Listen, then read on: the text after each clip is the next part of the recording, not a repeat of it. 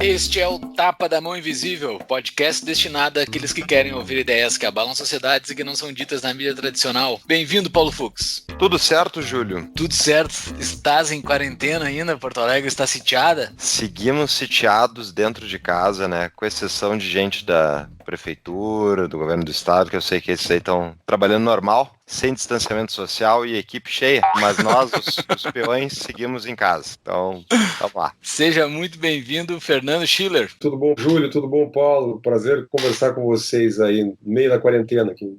Também estás aí? Exatamente. Barbaridade, tá o Brasil todo enfiado de casa, né? Que tristeza isso. Aqui hoje de manhã saí todo mundo de máscara, luva, enfim, eu me senti assim no meio da Segunda Guerra Mundial, alguma coisa desse tipo. E alguém te reprimiu por estar na rua? Todo mundo me olhou meio torto, assim, como se eu fosse um infrator de alguma norma social norma. Eu pensei, eu vou sair de casa para infringir alguma norma. Tu tá em São Paulo, Fernando? São Paulo. São Paulo. Tudo bem. Que loucura. Outro dia eu vi um amigo postar a foto da Paulista vazia, completamente vazia no meio do dia. Que loucura. Que tempos que a gente vive. Mas vamos lá. É uma crise e a gente vai tratar um pouco dessa crise, né, Júlio? Qual é o currículo desse ilustre convidado que a gente tem? O nosso ilustre convidado, para quem não conhece, acho que a grande maioria conhece, né? Mas para quem não conhece, é doutor em filosofia pela Universidade Federal do Rio Grande do Sul, a URGS, com ênfase em filosofia política. É professor universitário. Entre 2007 e 2010 foi secretário de Estado da Justiça e do Desenvolvimento Social do Rio Grande do Sul. Foi diretor do IBMEC, do Rio de Janeiro, e tem pós-doutorado pela Columbia University. É professor, pesquisador do INSPER, curador do projeto Fronteiras do Pensamento e articulista na Folha de São Paulo. Mais uma vez, muito bem-vindo. Eu tenho várias dúvidas, porque eu acho que tu és o segundo cientista político que a gente chama aqui, né, Fux? Eu acho que, como cientista político, é a segunda vez. A gente falou com o Adriano Janturco uma vez, e para ele eu fiz alguns questionamentos, que era a primeira vez que eu estava falando com um cientista político, assim, alguns questionamentos bastante básicos sobre isto, que é algo que não faz parte da minha área de estudo. Mas, especificamente, fazendo uma pergunta para um cientista político, a democracia hoje, que a gente está passando, 2020, para quem pode ouvir isso aqui lá em 2025, pode ser outro cenário, mas hoje que nós estamos em 2020, ela está passando por alguma mudança abrupta, assim, ela tá mudando completamente, não só pelo corona, né, porque é algo bastante específico desse março que nós estamos passando, mas ela está passando por alguma mudança abrupta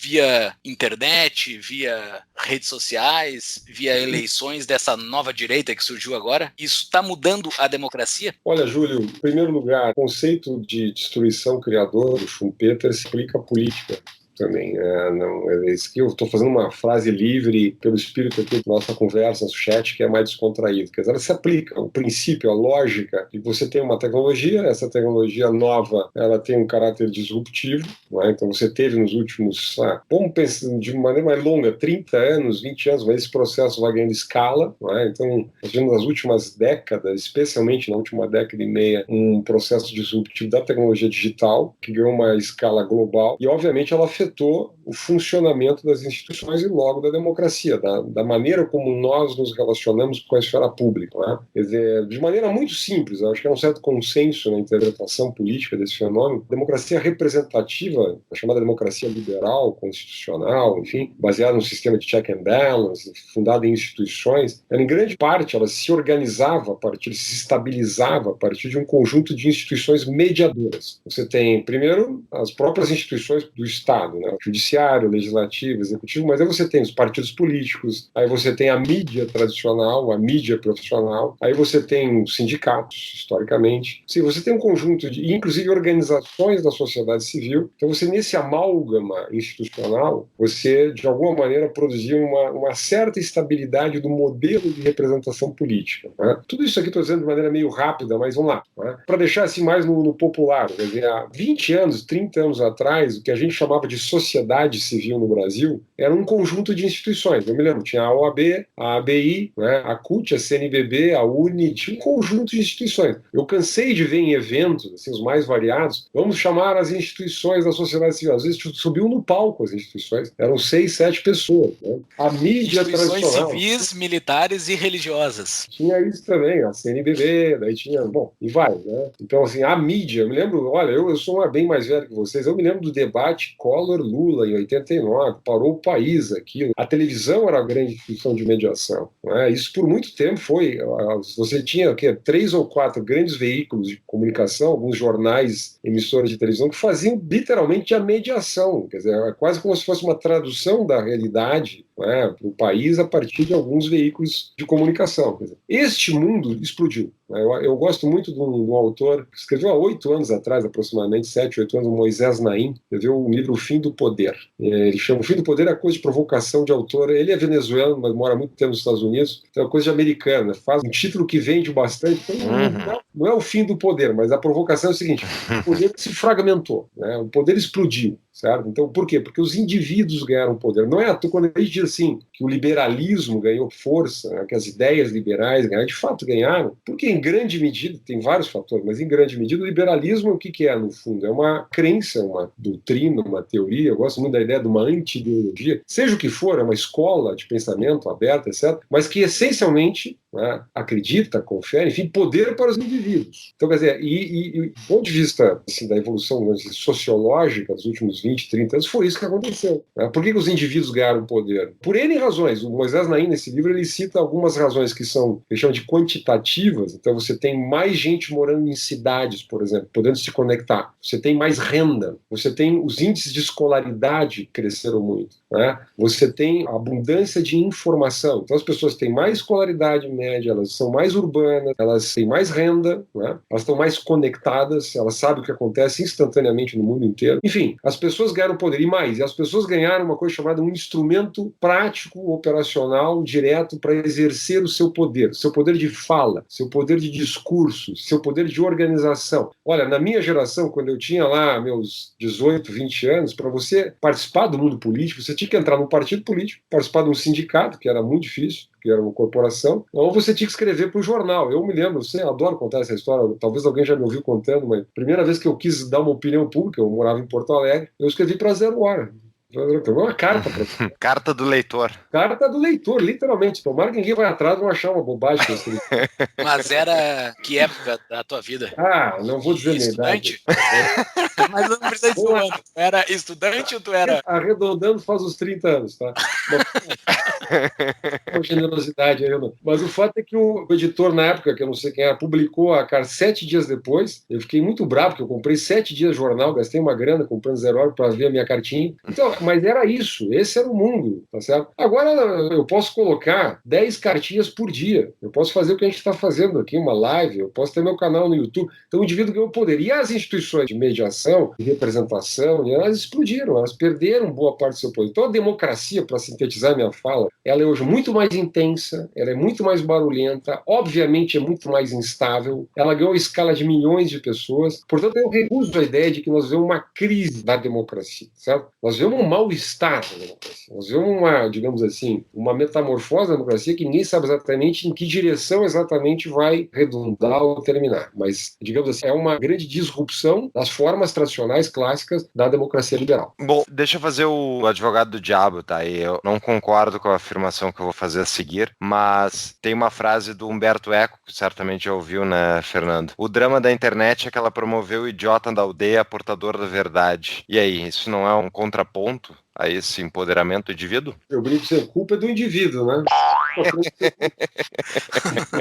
A democracia encontrou sua verdade, né? A verdade dos indivíduos. Os indivíduos são isso mesmo. Às vezes eu digo, pessoas dizem, não, mas que horror, tanto ódio, tanto discurso fanatizado, tanta besteira. Bom, a democracia não é assim. As pessoas estão dizendo que elas pensam, que está no coração delas. Uhum. É isso aí. A democracia perdeu a elegância, claro. Primeiro, porque na medida que você se posiciona diretamente, recentemente, que as pessoas todas ganharam poder, primeiro elas mostram o que elas são. Vamos lá, elas mostram o que elas são. Segundo lugar, tem algumas características. Assim. Primeira delas, a imediaticidade. Todo mundo deve ter lido aqui o Kahneman lento, aquele rápido e devagar, que ele tem o sistema 1 e o sistema 2. A impressão que eu tenho é que a democracia passou a funcionar no sistema 1. Né? Quer dizer, porque o tempo das instituições era um tempo de moderação. Quer dizer, entre eu ficar brabo com alguém que me atacou politicamente por alguma razão e responder, eu levava um dia ou 2 dias, escrevi uma carta. Então, eu tinha tempo para pensar, eu tinha no mínimo assim, algumas horas para esfriar. Hoje em dia o Bolsonaro diz uma coisa, o Fernando Haddad responde 3 minutos depois, 4 minutos depois o Eduardo Bolsonaro responde e 5 minutos depois alguém, enfim. Quer dizer, então você tem uma imediaticidade. Boa parte da loucura da democracia contemporânea é feita disso, feita de emotivismo, Vocês viram a quantidade de bate-bocas de internet que existe entre grandes lideranças políticas, governadores, exato. Pessoas que não deveriam dar esse péssimo exemplo, mas é a imediaticidade. Então esse é o primeiro ponto, que se perdeu muito da reflexividade da democracia. Eu me lembro dos anos 90, quando a internet começava a explodir, surgir, havia uma ideia de que a internet melhoraria a qualidade do debate público, que as pessoas se colocariam umas diante das outras, haveria uma integração, os contrários iam poder dialogar. Bom, o fato é que os contrários não dialogam porque houve a tribalização, porque nós detestamos ouvir ideias com as quais a gente não concorda, é o tal do efeito dopamina. Eu adoro escutar coisa que eu já concordo. Eu gosto de uma definição que eu escutei um tempo atrás, todos viraram especialistas nas próprias opiniões. Não é? Então, nós temos uma onda de especialistas nas próprias opiniões. Enfim, então esse é o primeiro ponto. Segundo ponto, a Susan Greenfield, que é uma neurocientista, veio em Fronteiras, inclusive, uma neurocientista inglesa, ela matou uma charada, ela disse o seguinte: olha, a internet é um espaço de baixa empatia. E a empatia é uma das grandes fontes, tá, em David Hume, isso, quer dizer, a ideia, a empatia é uma das grandes fontes da moralidade, nossa capacidade de identificação com os outros, enfim. Então, as pessoas brigam na internet, se agridem na internet, porque elas se relacionam com avatares, elas não se relacionam com pessoas. Elas não veem se as pessoas estão com medo, elas não veem se as pessoas estão vermelhas ou se as pessoas estão cansadas, elas não se identificam, eventualmente, com as razões, né, e eventualmente com, enfim, os sentimentos dos outros. Enfim, é um espaço de baixíssima empatia. Então, muito do ódio que você vê pela internet é puramente digital. Então, quer dizer, a ideia original da democracia como um exercício entre comunidades, onde as pessoas se encontravam dentro de uma igreja, numa associação, enfim, ou mesmo a ideia grega, onde elas se encontravam na ágora, elas interagiam, face a face, essa ideia se perdeu. Então, você tem baixa empatia, você tem imediaticidade, né? Isso, quer dizer, você vai somando essas coisas, e você tem um problema clássico, para terminar essa minha parte aqui, o problema clássico é o seguinte, que eu voltei a estudar Public Choice, teoria da Buchanan, Gordon Tullock, essa turma aí, e eles diziam o seguinte: existe um fato fundamental, Anthony Downs, eu estou recomendando que todo mundo volte a ler a teoria econômica da democracia do Anthony Downs, final dos anos 50, onde ele dizia assim: o fato fundamental da democracia é a alienação racional do eleitor, não é?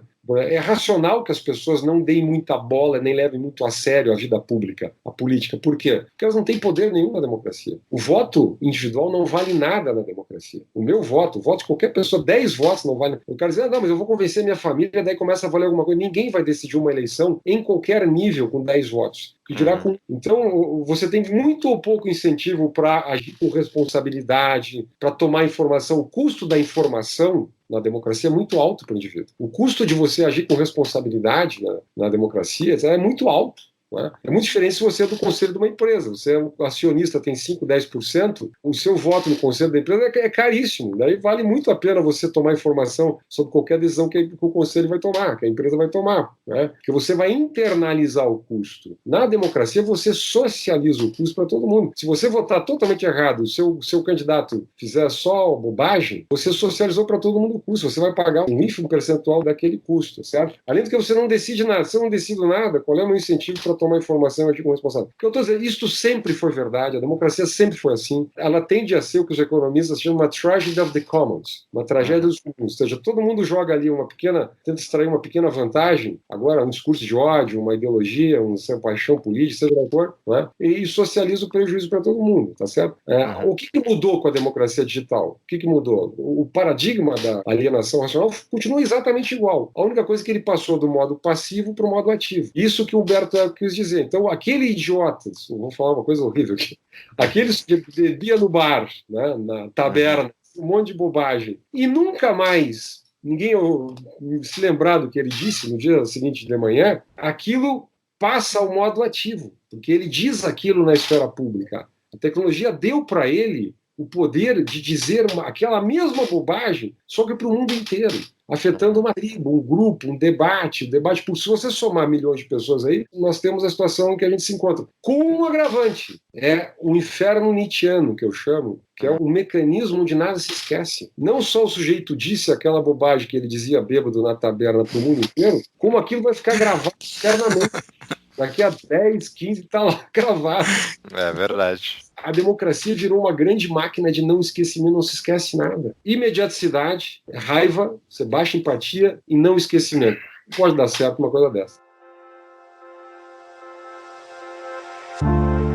Crise é um momento no qual aqueles que menos têm mais sofrem. Foi pensando nisso que a Mutual lançou a campanha Invista no Pequeno. Nessa modalidade, a empresa oferece empréstimos sociais, com carência e taxa de juros reduzida para aqueles que mais precisam. Entre pelo link do Tapa para nos ajudar a medir o tráfego enviado para os parceiros. Conheça mais em tapadamãoinvisível.com.br/mutual.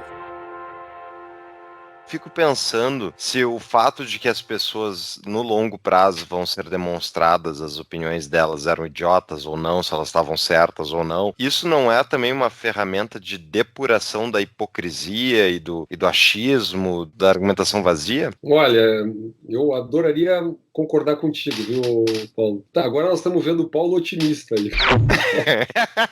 Não, chega a pouco meio pessimista. Ele é 10% do tempo só.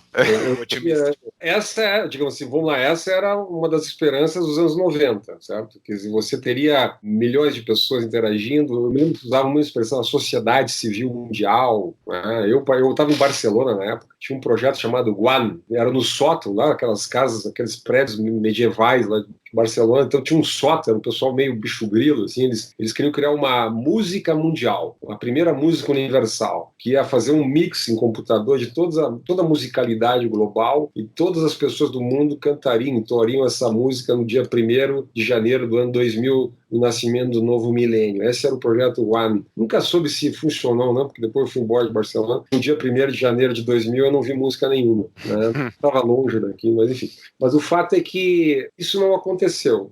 Tem um texto do Norberto Bobbio, grande teórico, filósofo da democracia italiano, dos anos 90, chamado... Aliás, o texto é dos anos 80, As Promessas Não Cumpridas da Democracia. E ele antecipou um ponto. E ele diz assim, uma das promessas é que a democracia iria politizar o cidadão, né? Iria educar o cidadão.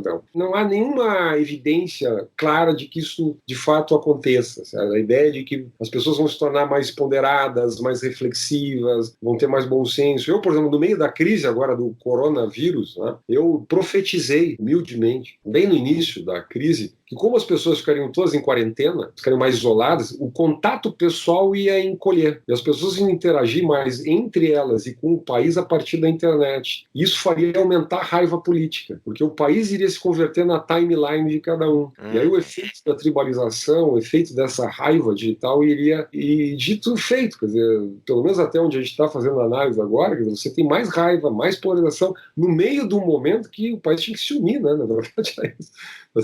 Então é muito complicado. Eu diria assim, eu gosto da ideia, Paulo, para sintetizar, de que a democracia hoje é mais plural. Quer dizer, o próprio, vocês comentaram, por exemplo, o surgimento das chamadas novas direitas, por exemplo. Por muito tempo o debate político brasileiro foi um debate entre a social-democracia A e a social-democracia B. Né? Nós passamos 25 anos no Brasil um debate entre o PT e o PSDB, que são dois ramos da social-democracia, certo? Uma social-democracia mais New Labour, mais modernizante, que é do PSDB, Fernando Henrique, e uma democracia clássica, tradicional, ligada aos sindicatos, mais antiga, que é o petismo, certo? Mas, quer dizer, nós tivemos depois do Collor, nós tivemos uma sucessão não só de presidentes de centro-esquerda, digamos, mas de um debate todo ele nesse campo político, né? Não havia grande divergência de mundo, havia divergência de programas econômicos, mas de visão cultural, visão de mundo entre José Serra e Dilma Rousseff, por exemplo, certo? Né? Tá certo? Quer dizer, eu não tô... Esse Que horror! Do terror.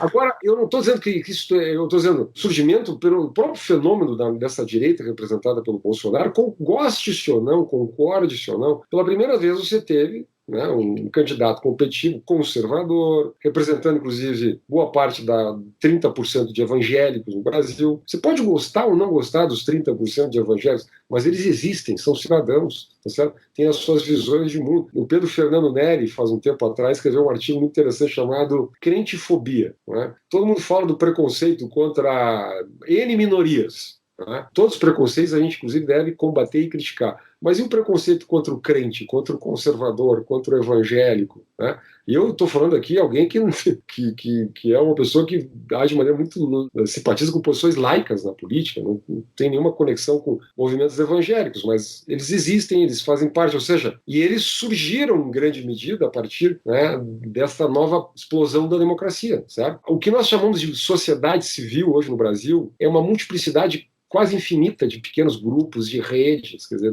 aquele marco que você tinha de 4, 5, 6, 10 organizações explodiu. Né? Então eu acho tudo muito positivo nesse aspecto, ou seja, né, de que tem mais vozes, é mais plural, é mais complexa, não há mais direita e esquerda. A democracia virou um super poliedro de N expressões e matizes. Você tem agora os liberais conservadores, os liberais não conservadores, os libertarianos, os anarcocapitalistas, né, os liberais clássicos, os liberais, por exemplo, você tem o Movimento Livres, por exemplo, que é um movimento liberal, mas no fundo também social-democrata, certo? É verdade. Você tem, claro, Interessante. você tem movimentos, o Partido Novo, por exemplo, com N matiz lá em Minas Gerais, o Partido Novo produziu um dos maiores aumentos salariais para uma categoria de funcionários públicos, foi para a segurança por mais de 40%. E não faz políticas liberais.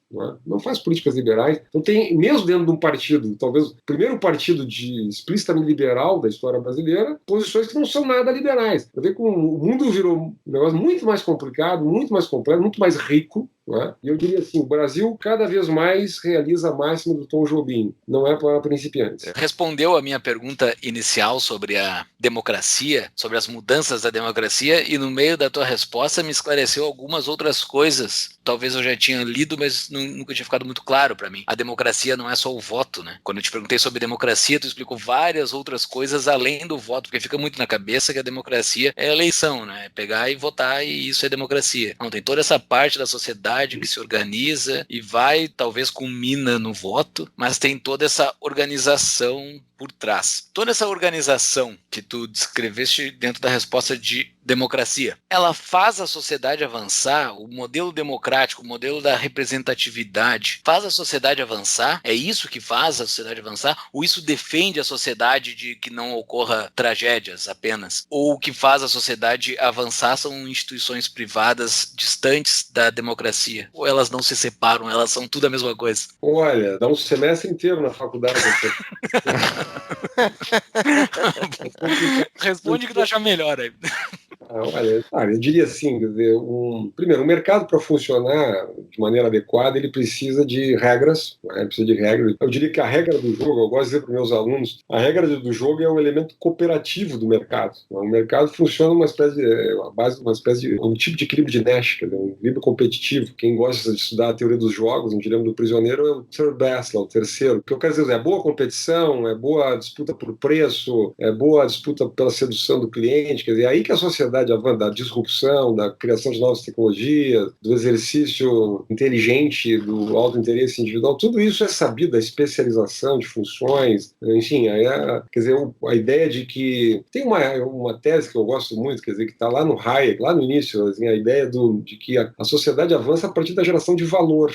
O que é a geração de valor? Quando alguém decide alguém realize, né, que só consegue melhorar de vida, só consegue produzir valor se melhorar a vida dos outros, se criar valor do ponto de vista do sistema de preferência de milhares ou milhões ou de algumas pessoas. Quer dizer, então o mercado funciona desse jeito. Então não há dúvida disso. Agora, precisa de regras. Então a primeira função do Estado, do sistema político, é prover a estabilidade da norma e a segurança para que as pessoas possam competir, possam cooperar. Né? O mercado tem essa ideia. Todos competem, só que você ganha e perde perde no curto prazo, né? Você perde e ganha negócios, concorrências, consumidores, etc., mas com a ideia de que no longo prazo todos ganham, né? Vai haver desigualdade de resultados, vai haver oscilações de preço, vai haver tudo. Né? Empresas vão quebrar, empresas vão crescer, às vezes vão crescer e quebrar, e vão quebrar e depois crescer, você vai ser bem empregado, depois você vai ser demitido, a vida vai ser assim, no longo prazo todos ganham, quer dizer, essa é a ideia. Para isso precisa o quê? Regras, estabilidade. Então o primeiro compromisso, eu diria, não da democracia propriamente, mas da ordem política, é prover estabilidade, né? Prover segurança. Vamos expressar aqui, cumprir a função elementar do contrato social. Eu gosto muito mais de Locke, obviamente, do que do modelo hobbesiano, né? Ou seja, o contrato serve para estabilizar direitos. Né? Direitos que são iguais para todo mundo. Aí, direito à vida, direito à liberdade, direito à expressão, direito à propriedade, enfim, direitos fundamentais. Né? Eu diria que esse é o princípio do contrato. Agora, historicamente, a democracia passa a cumprir outras funções, o Estado passa a cumprir outras funções. Isso está no pensamento, inclusive no pensamento liberal, isso está inclusive em Hayek. Né? A ideia de que, bom, o Estado pode se responsabilizar, por exemplo, por a criação de uma base de oportunidades iguais para todos. Né? O Hayek falava, por exemplo, na escolarização de crianças que os pais não conseguem atender. Digamos assim, isso tem um patamar mínimo civilizatório. Né? Então, por exemplo, eu gosto muito dos sistemas de voucher educação, por exemplo, sistemas charter schools, quer dizer, então, são sistemas focalizados. Pais que não têm condições de educar os seus filhos, o Estado entra e garante a educação. Isso é uma base, isso eu estou dando apenas um exemplo, uma base de oportunidades iguais. Agora está discutindo muito, meio a crise, aí, a tal da renda básica, né? A renda emergencial, o senador Suplicy fala na renda universal, isso é quase uma religião atual. Mas vamos lá, isso também está no Hayek, também está no Friedman, a ideia de que eu sou contra esse negócio de renda universal, que não faz nenhum sentido, mas vamos lá. Mas o Brasil tem um modelo do Bolsa Família, por exemplo, do BPC. O Bolsa Família pega famílias muito pobres, eu acho que o valor é ridiculamente baixo, acho que esse valor devia ser bem mais alto, e você tem, para cumprir essa função, a função de dignidade, né, de novo, que está no liberalismo clássico, não está no libertarianismo propriamente, mas está no liberalismo clássico, né, que obviamente está na social-democracia, em diferentes matizes, né, e tem o BPC, ou seja, todo brasileiro depois de 65 anos, se você está em situação de pobreza, se você tem uma deficiência, você tem direito ao salário mínimo. Então, tudo isso é muito precário, de certa maneira, mas atende a esta função que já vai além da proteção da regra do jogo, né? Ou seja, no caso aqui oferece uma mínima garantia de oportunidades, né? Acesso à escolarização, proteção, etc., e também garantia de dignidade, né? Agora, o problema é que a democracia ela foi muito além disso, A partir, de novo, vem a public choice. A partir dos jogos de poder, a democracia ela instituiu um mercado político. E no mercado político, os grupos de pressão jogam para capturarem renda. Então, boa parte do que se decide em Brasília ou na Assembleia Legislativa dos Estados ou nas câmaras de vereadores, não tem nada a ver com garantia da dignidade básica, não tem nada a ver com garantia de oportunidades iguais, não tem nada a ver com garantia das boas regras do jogo do mercado competitivo, tem a ver com o quê? Captura do Estado, special interest, criação de monopólio, vantagens fiscais as mais diversas, né? Captura de renda por parte de estamentos do setor público. Né? Então, bom, aí, para usar de novo o Hayek aqui, é o que ele chamava de teses, né? A ideia de que você vai criando regulamento, regras, você vai intervindo na liberdade individual, capturando pedaços da renda dos outros, usando o poder coercitivo do Estado, certo? Na discussão que hoje não faz mais sentido, tá? Mas que há 5 anos, 4 anos, fazia muito sentido, e eu participei dezenas de vezes dessa discussão, era entre os aplicativos e o táxi, né? E todo mundo dizia, há 5 anos atrás, mas como é que todo mundo vai poder botar um carro nas ruas sem regulação, sem carimbo da prefeitura, sem autorização, sem aquela plaquinha? Não vai funcionar, isso é um absurdo, né? Hoje, alguém está preocupado com o carimbo da prefeitura, tendo um aplicativo e que faz autorregulação? Quer dizer, isso também é um impacto da tecnologia em termos de autorregulação. Ou seja, mas o que era? Por um certo momento, os taxistas invadiram as câmaras de vereadores para quê? Para preservar o monopólio, capturar a renda a partir de um poder coercitivo de uma Câmara de Vereadores. Depois o Congresso Nacional retirou. Eu nunca vou me esquecer, para encerrar essa parte aqui, um taxista em São Paulo, na época, eu perguntei para ele assim, quanto é que o senhor ganhava antes dos aplicativos? Né? E ele dizia assim, eu ganhava 14 mil. Eu ganhava mais que o professor do INSPE. Aí eu nada contra. Bem, ganhava 14 mil, né? E eu dizia, agora, quanto é que o senhor ganha? Depois dos aplicativos. Agora veio 7. Perdi 7 mil. O cara era muito bravo com os aplicativos. Perdeu 7 mil. Eu fiz a conta. 7 vezes 70 dava 84. Por 84 mil valia a pena. Era a renda dele. Isso era a renda que ele capturava indo lá na Câmara de Vereadores, forçando a barra para tentar, pelo menos, aprovar o monopólio estatal. Então, eu diria assim, a democracia tem um lado, a democracia entendida, o Estado liberal, democrático, feito de check and balance, tem um lado, na minha visão, positivo, que é vinculado à ideia de criar ordem, garantir direitos, gerar oportunidades, proteger os mais frágeis, não é? Isso eu acho que o liberalismo contemporâneo, em grande medida, incorporou. E, obviamente, é um debate aberto, aí tem vários matizes aí, mas não dá tempo para a gente ver aqui. Agora, a democracia ela tem um outro lado, na minha visão, perverso, né? Que é exatamente a captura por parte dos interesses especiais, o lobby organizado, as corporações do setor público, esse distanciamento do agente em relação ao principal, isso é um tema clássico do principal agente, quer dizer, onde o agente que deveria expressar o interesse público, ele captura a esfera pública com base em uma miríade de interesses privados, enfim. E a partir daí, esse é o conflito político contemporâneo. Aliás, esse é o conflito político brasileiro.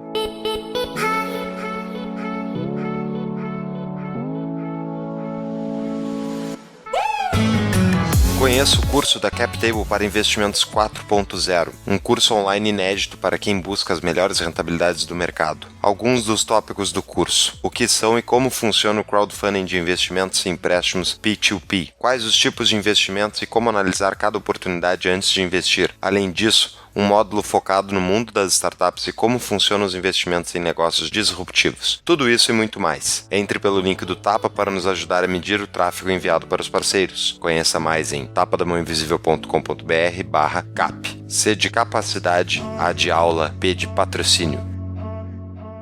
Fernando, aqui o nosso podcast é abertamente libertário. Se eu não fizer algumas colocações aí para tu me rebater, eu vou ser cobrado depois pela minha audiência, o meu special interest aí, tá? Eu olhando, a gente tá, enfim, dia 30 de março, esse episódio vai ser daqui a algumas semanas, mas vendo aí em retrospectivo o que está acontecendo no coronavírus, as medidas governamentais que estão sendo adotadas, vou pegar um exemplo fora do Brasil. Tinha um candidato no Partido Democrata, nas primárias do Partido Democrata americano, chamado Yang, que prometia cheques de $1.000 para todos os americanos se ele ganhasse a presidência, renda universal básica de acordo com ele. Era ridicularizado, enfim, era obrigado, não saía de dentro da microesfera do debate do Partido Democrata. Passou, entrou corona, deu mais, 2 meses, o Trump garantiu agora $3.000 para todos os americanos, renda universal básica. Quando o Hayek defendia, o do Friedman, quando ele defendia a renda universal básica, era em troca do sistema previdenciário, né? Acaba-se com toda essa burocracia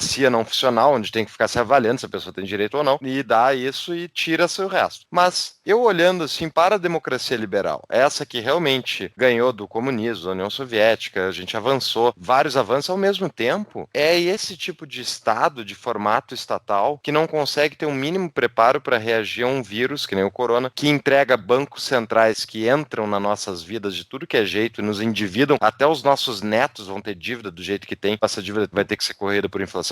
Então, eu olho o Estado liberal esse como falho. Ele está falhando. E o meu medo é que, ao falhar, ele vai ser acusado, bom, o sistema de vocês não deu certo. Quem sabe a gente tenta mais intervencionismo, mais estatismo. É só ver a reação dos governos ao corona. É tudo mais estatismo, na minha visão. Então, por isso que eu sou libertário. Eu não acredito que o Estado liberal funcione no longo prazo. Eu acho que ele entrega a gente para o intervencionismo. O que tu acredita sobre isso? Olha, eu diria, Paulo, que eu diria assim, a democracia contemporânea, quer dizer, o debate político, avançou para algumas, digamos assim, a formação de alguns consensos, eu diria assim, né? Essa ideia, por exemplo, de que você de alguma maneira terá que assegurar uma base de oportunidades iguais, né? Se ela vai ser maior ou menor, vai custar mais caro ou menos caro, o tamanho que ela vai ter, aí é o detalhe, a discussão, depende de muitas coisas. Debate de cada país, o nível de riqueza, enfim. Mas vamos lá, que isso vai envolver educação, acesso à educação.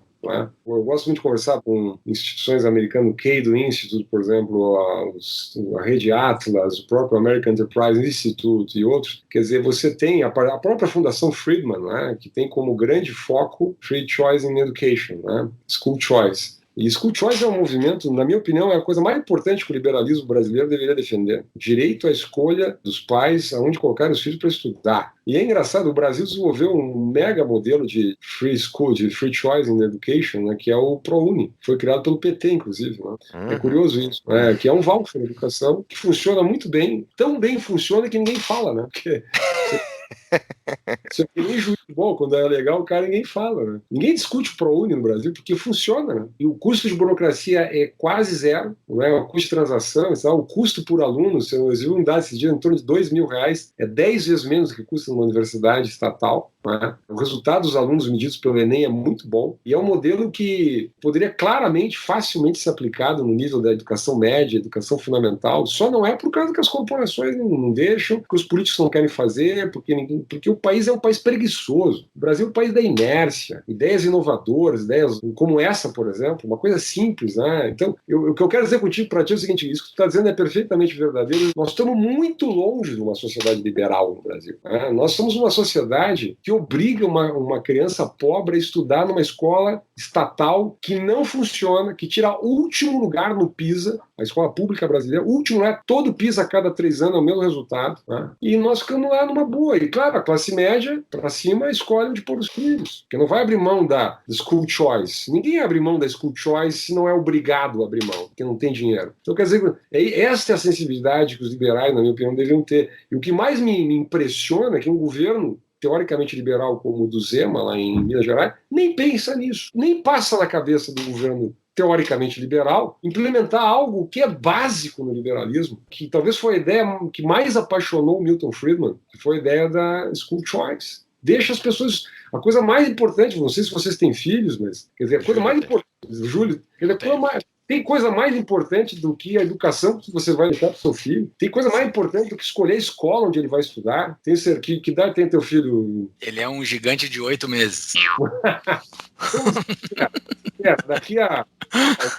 Mas já estuda. Exatamente. Daqui a alguns meses vocês vão procurar com muito cuidado a escola, porque isso é uma coisa... Agora, por que não deixamos as pessoas simples do país... Enfim, eu estou só dando esse exemplo que me é muito caro, mas vamos lá. Nós não podemos escolher no Brasil se a gente vota ou não, porque a gente é obrigado a votar. Recolhe 8% do nosso salário, uma coisa chamada FGTS, eu não posso sequer escolher a aplicação. O governo poderia dizer assim, tudo bem, cria uma poupança forçada lá de 8%, que já é uma ideia, vamos lá, bastante esquisita, mas vamos lá. Tu vê que eu estou deixando barato aqui, mas vamos lá.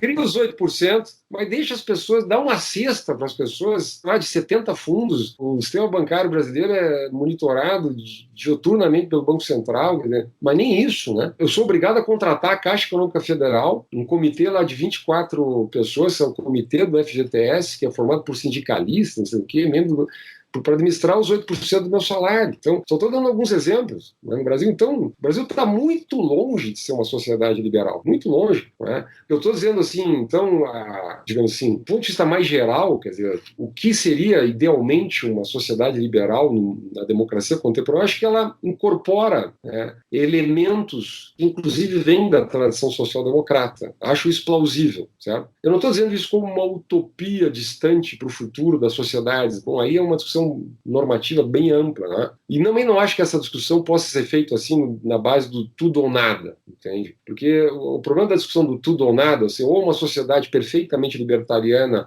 ou essa que a gente está agora, é uma discussão onde a gente acaba ficando muito fora do debate político real, entende? E o que acontece muitas vezes. Então, eu acho que existem desafios que precisam ser... Agora, por exemplo, no Brasil está se discutindo a renovação do Fundeb. Eu fico impressionado que o movimento liberal brasileiro, como um todo, né, não se dá conta que o que está sendo votado no Congresso Nacional é a estatização na Constituição, na prática, do ensino básico brasileiro, que vai se estatizar o modelo do Fundeb, né, e obrigar que 70%, está escrito lá, 70% de todo o recurso do Fundeb obrigatoriamente tem que ser gasto em todos os municípios brasileiros para pagar funcionário público, professores estatais da educação pública. Isso vai praticamente fechar o sistema público de educação no Brasil para um modelo charter school, que é social-democrata, não é nem liberal, ele é uma primeira etapa, digamos, de liberalização. Então, assim, nós estamos muito longe de uma sociedade liberal no Brasil, né? Digamos assim, acho maravilhoso os debates, assim, será que em última instância, será que o Estado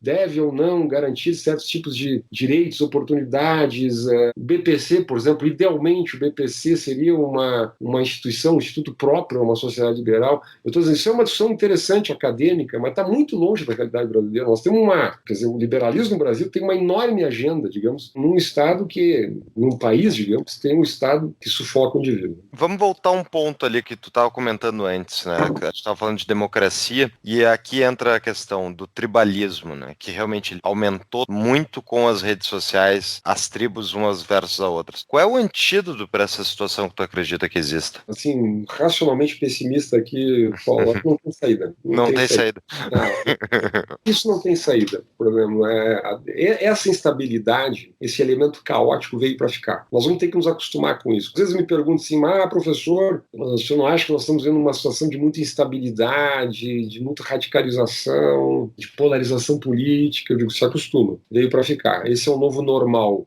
Esses dias eu escrevi um artigo dizendo assim, olha, o Brasil é um país normal. Aí foi atacado, xingado, etc. Eu digo, olha, nós devemos estar não tem índice de normalômetro, né? Devia ter um índice de...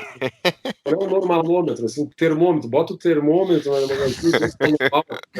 eu até brinquei, disse, olha, nós devemos estar em algum espaço entre o Uruguai e o Chile, né? O Chile numa situação convulsionada, e o Uruguai naquela estabilidade política melhor que a nossa, enfim, nós devemos estar em algum lugar. Agora, os Estados Unidos está polarizado, a Inglaterra na época estava no meio do Brexit, a França com os coletes amarelos, uma enorme resistência à reforma da Previdência lá, enfim, o mundo inteiro convulsiona, grandes democracias, América Latina inteira, Peru, Bolívia, enfim, Colômbia, Argentina. Então, esse é o nome normal da democracia. O que vai acontecer? O que pode acontecer na minha visão? Quer dizer, sendo otimista um pouco. Primeiro, uma pulverização das redes. Acho que nós temos uma distorção, digamos assim, essas primeiras 2, 3 décadas de economia digital, quer dizer, que é a existência assim, de 2, 3 grandes redes globais, como o Facebook, o Twitter e tal, que de alguma maneira monopoliza. Você já vai ver uma customização já está acontecendo, né? Uma customização de redes. Isso, na minha opinião, vai, de alguma maneira, enriquecer o debate. Acho que vai pluralizar mais o debate, acho que vai descongestionar um pouco o debate. Pode ser uma ilusão minha, um wishful thinking, é verdade.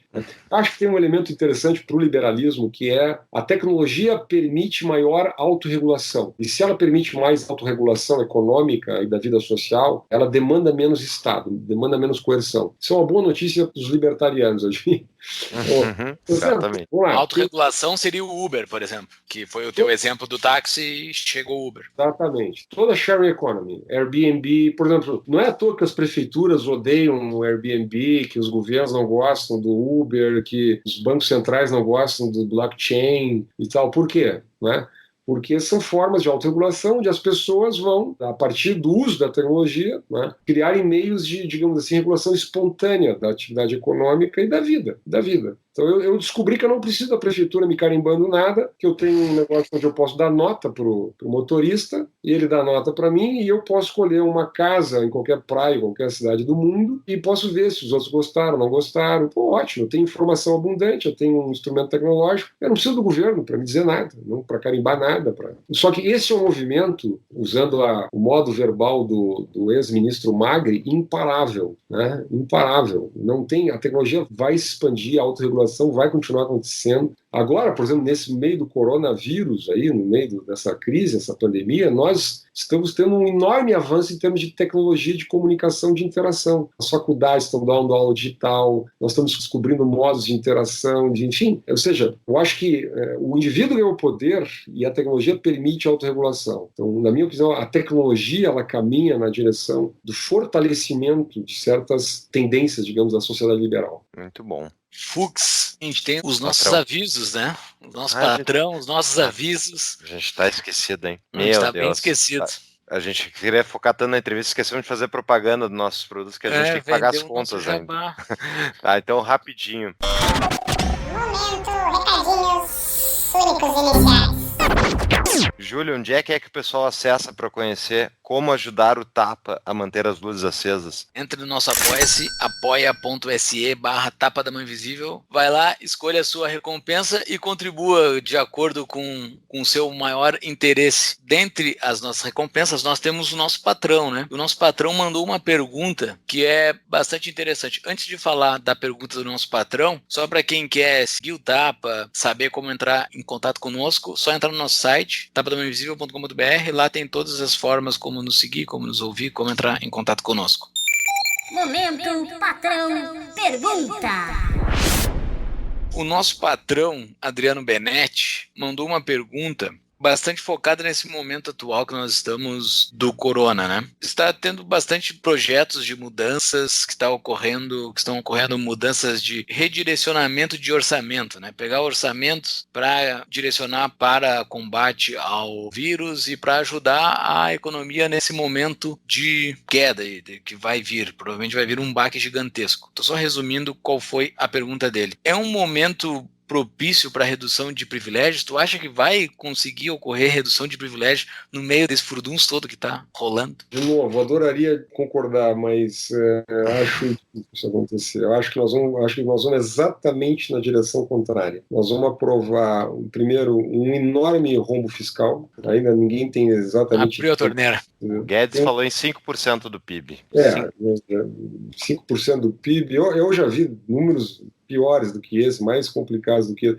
Vamos lá, deixar claro. É evidente que, numa situação de pandemia como essa, é evidente que o gasto público iria crescer. Então, vamos lá, nem vamos entrar nessa discussão sobre a urgência ou não, enfim. A questão é, o Congresso não poderia, ao mesmo tempo em que vota medidas como auxílio emergencial, renda básica, N tipos de subvenções, diferimentos, subsídios, crédito especial, enfim, toda sorte de benefícios e apoios, enfim, não poderia também buscar uma série de medidas de ajuste fiscal, né, de contenção fiscal? Pois eu aposto que só vai na primeira direção, na segunda não vai. Se criou no Congresso um critério de votação por unanimidade, e por unanimidade, a votação remota, e a por unanimidade você só vota o bom, né? Você nunca vota o ruim, né? É muito fácil votar, dar 600 pila, 1.200 pila para todo mundo, etc., dinheiro de helicóptero, né? Eu não estou discutindo mérito aqui, não estou discutindo mérito. É muito fácil votar isso por unanimidade. Sim. Isso é o problema da tragédia dos comuns, cada político vota, só que não cai na conta de ninguém, né? Cai na conta de todo mundo, certo? Então eu decido aqui, eu ganho bônus por ter votado a favor de uma coisa legal, né? E o custo eu socializo para 210 milhões de pessoas. Aliás, que vão pagar isso no futuro,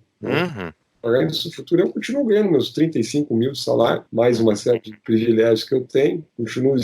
Se cortarem o carro oficial dos deputados, já vão ficar bravos. Se cortar o auxílio paletó, já fica bravo. Se cortar o auxílio moradia, já fica bravo. Então é triste isso. É triste isso. Nós temos uma enorme agenda para votar no Congresso, algumas de ajuste, PEC emergencial, PEC dos fundos, o plano de ajuste. Eu lamento que outras agendas importantes não tenham sido mandadas, como a reforma administrativa, né? E, enfim, acho que a crise acaba sendo uma boa desculpa para o sistema político paralisar, ou seja, não discutir matérias polêmicas. Certo? Então eu acho ruim isso. Eu acho que o Brasil, de novo, está usando a crise para flexibilizar o princípio da responsabilidade fiscal. O Brasil entrou mal nessa crise. Nós entramos com déficit primário de 124 bi. Vamos sair com déficit primário, sei lá, de 350 bi. Ninguém sabe. Alguns dias atrás falava em mais de 300 bi, mas ficou nisso. Né? Então nós vamos sair dessa crise bastante pior do que nós entramos. O Brasil vinha fazendo a duras penas um conjunto de reformas importantes, não é? Tinha uma pauta, a autonomia do Banco Central, algumas pautas importantes, e que infelizmente eu acho que vão ficar paralisadas, né? Então não vejo bem isso, e acho que,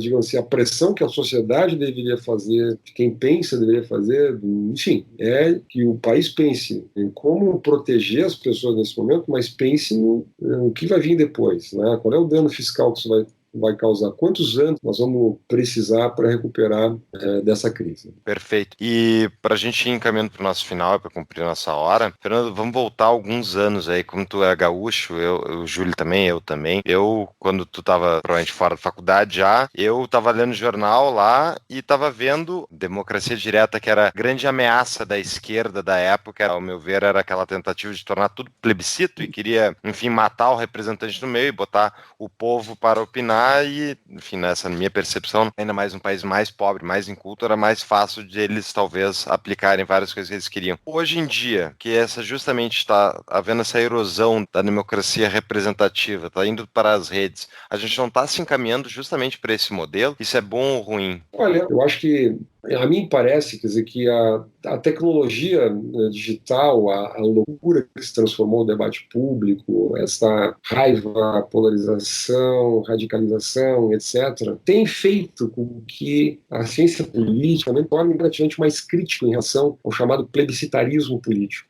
Quer dizer, o que aconteceu na Venezuela, a manipulação desse tipo de plebiscito, quer dizer, então há uma certa desconfiança crescente no mundo político de que você entregar, né, a deliberação pública sobre temas importantes, tomadas de decisão pública, em qualquer esfera que seja, desde a definição por um direito penal até a definição sobre políticas públicas, transferências de renda, simplesmente por uma decisão plebiscitária, majoritária, é um exercício de absoluta irracionalidade. Né? Absoluta irracionalidade. Eu diria que as lições dos velhos pais fundadores da democracia americana, eu me lembro do Madison, o seu enorme ceticismo em relação ao plebiscitarismo, a ideia de que um presidente que faz o gol em public, não é? Que usa do seu carisma, do seu poder para mobilizar a sociedade contra o parlamento, por exemplo, contra o Congresso, quer dizer, cria-se emotivismo público. Quer dizer, eu acho que há uma crescente visão cética em relação a isso. Então eu não acho que isso vá prosperar como uma teoria da política. Eu acho que se isso já encantou muita gente no passado, encanta menos hoje. Encanta menos hoje, não é? Eu acho que é um risco do chamado populismo eletrônico, a ideia de que você não tem mais instituições mediadoras, então você vai ter esse permanente jogo político feito pelas redes sociais, pelas mídias sociais. Eu acho que ninguém sabe muito bem como resolver isso, né?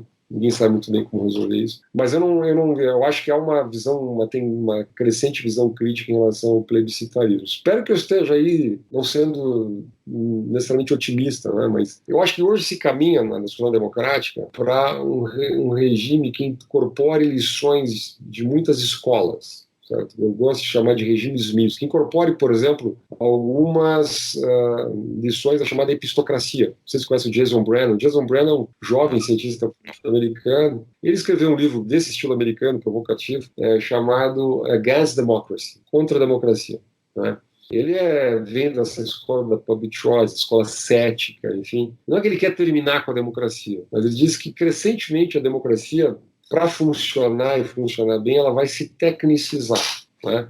Quando a gente fala para a autonomia do Banco Central, o que é a autonomia do Banco Central? É você retirar a gestão macroeconômica, a gestão financeira, da órbita da democracia de curto prazo. Né? Então, por exemplo, não tem sido escolher taxa de juros, etc., fazer um plebiscito para definir taxa de juros, ou o ministro da Fazenda, pressionado por um presidente que está preocupado com o Ibope dele, definir política de juros do Banco Central. Certo? Então você vai autonomizar, você vai insular, né, o Banco Central. Né? Então, quando você tem organismos internacionais como a OCDE, por exemplo, você tem parâmetros, a própria União Europeia, agora a União Europeia, quer dizer, ela fixa parâmetros de gestão fiscal que transcendem a democracia, ou seja, a deliberação feita por cada país. Aquela famosa disputa entre a Troika e a Grécia, né? A Grécia adere à União Europeia, tem normas. Mas como a democracia grega, o sistema partidário grego, não quer seguir as normas, depois a culpa é da Troika, a culpa é da Angela Merkel, né, no final das contas. Então há um conflito entre democracia, digamos assim, e normatizações que, em última instância, são produzidas pela própria democracia, mas que contém essa irracionalidade, esse elemento plebiscitário, esse elemento emotivo, que também faz parte da democracia. Então eu diria que é preciso pesar essas coisas. Eu acho que a democracia contemporânea ela vai mediar, na minha opinião, 3 grandes tendências. Regras mais estáveis de longo prazo, que protejam contra interesses especiais. Autorregulação que é você gradativamente retirando a função reguladora do Estado e colocando no mercado, na própria sociedade. A sharing economy, blockchain é um exemplo disso. No Brasil, recentemente, a própria lei da liberdade econômica ela vai nessa direção. Será que era preciso tanto carimbo assim? Não dá para deixar a economia fluir com menos carimbo, com menos alvarás, por exemplo, né? Para certas atividades, por exemplo, que não oferecem risco. E uma terceira tendência é exatamente essa autonomização, ou seja, essa tecnicização de esferas da decisão política que saem da órbita plebiscitária, ou seja, das oscilações emocionais da política do dia a dia. Então, um pouquinho de epistocracia, bastante autorregulação, não é? E estabilidade da norma. Ou seja, que confronte exatamente o tempo inteiro essa interferência coercitiva, regulatória do Estado sobre a liberdade do cidadão. Muito bem. Um otimista, então, com o futuro, né? Porque essas três tranches aí são pelo menos melhor do que nós temos hoje. Não é o ideal, mas é melhor do que nós temos hoje. Se não der um tom otimista, se nossa live aqui vai ficar muito deprimido. Corram para as montanhas. A gente sempre pede no fim do nosso podcast uma dica de livro. Tu deste várias, né, no decorrer. Só um parênteses, eu anotei todas, vão estar todas no show notes dos artigos também. Beleza. Nosso show notes fica lá no nosso site, tabelãoinvisível.com.br. Mas tem alguma outra dica de livro que tu gostaria de dar? Chaves, como dizia meu velho avô, se quiser chegar a ser alguém, devore os livros. Quê? Que devore os livros. O professor da dica de livro é um perigo, né? Tem um filósofo liberal que eu gosto muito, que é o John Tomasi, Free Market Justice. Free Market Justice, para mim, é um clássico contemporâneo. Eu acho que... Então, é uma primeira sugestão que eu tenho. Mas eu vou citar mais 2 livros. Um é um livro que certamente a maioria conhece, mas não sei se leram, que é o Enlightenment Now. O Iluminismo Agora, do Steven Pinker. Eu acho que o Steven Pinker é um livro monumental e acho que ler a Deirdre McCloskey é fundamental. A trilogia dela é fundamental ler. Eu diria assim, ler a Deirdre McCloskey. Eu acho também o Chamado da Tribo, do Mário Vargas Llosa, um livro muito interessante, porque ele escreve muito bem. Ele não é um filósofo profissional, mas ele faz uma tradução de alguns autores importantes, né? Ortega y Gasset, como Hayek e outros, foram importantes na virada dele. Ele que era um socialista, se tornou um grande liberal no sentido clássico do conceito. Eu acho interessante ele, o Chamado da Tribo também. Todos os livros vão estar nos show notes, lembrando que quem quiser comprar algum deles, entre pelos nossos links da Amazon lá para ajudar a dar um dinheiro pro Tapa, assim como quem comprar qualquer produto dos afiliados nossos, compre pelos nossos links para a gente conseguir marcar ali, carimbar que nem o Estado e saber quem é que tá ajudando a pagar as contas. Tá? Fernando, muito obrigado pela tua apresentação, não sei se tem considerações finais. Queria agradecer muito. Olha, essa é uma das vantagens da nova comunicação digital e mesmo em meio à tragédia se mostra que a gente pode produzir coisas legais e bons diálogos. Né? Maravilha. Muito obrigado pelo teu tempo. Um abraço. Valeu. Muito obrigado pela aula. Valeu. Abraço. Um abraço.